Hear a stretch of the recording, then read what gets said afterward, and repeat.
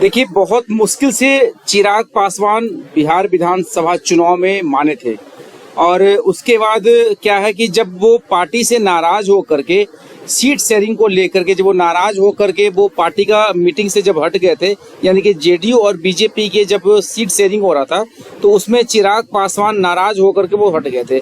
उसके बाद बहुत ही मुश्किल से चिराग पासवान को मनाया गया और मनाने के बाद अब क्या हो रहा है कि उन्हें 29 सीट दे दी गई, जिसमें वो काफी खुश हुए। लेकिन अब उसके बाद एक चुनाव में पेच और पड़ गया है, फंस गया है, जो कि जेडीयू के साथ में है।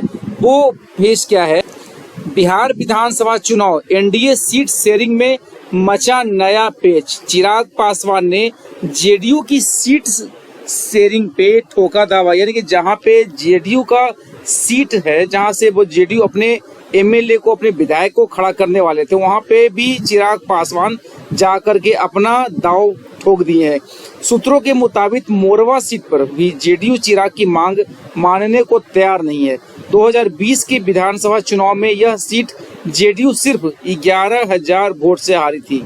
पार्टी यहां अपनी साख दोबारा बनाना चाहती है, लेकिन यहां पे खुद चिराग पासवान अपने एमएलए को खड़ा करने के लिए काफी बेताब है।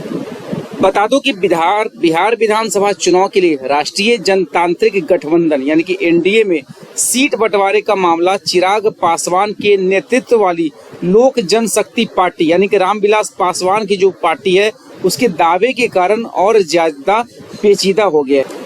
सूत्र ये भी बता रहे हैं कि चिराग पासवान की ओर से जनता दल यूनाइटेड यानी कि जेडीयू की कुछ सीटिंग मौजूदा और महत्वपूर्ण सीटों पे दावा किए जाने का गतिरोध पैदा किया जा रहा है। कहा जा रहा है कि ये सीटें जेडीयू की पारंपरिक सीटें हैं, जहां से चिराग पासवान अपने विधायक को खड़ा करना चाहते हैं। जैसे राजगीर जेडीयू की यह सिटिंग सीट है, लेकिन एलजेपी इसे अपने खाते में शामिल करने के लिए अड़ी हुई है, जिससे बात अभी भी अटकी हुई है। सोनबरसा यह सीट जेडीयू के लिए और भी संवेदनशील है, क्योंकि इसमें वर्तमान में मंत्री रत्नेश सादा विधायक हैं और जेडीयू इन्हें और चिराग पासवान इस सीट को देने के लिए तैयार नहीं है। तो मामला यहीं पे फंस रहा है।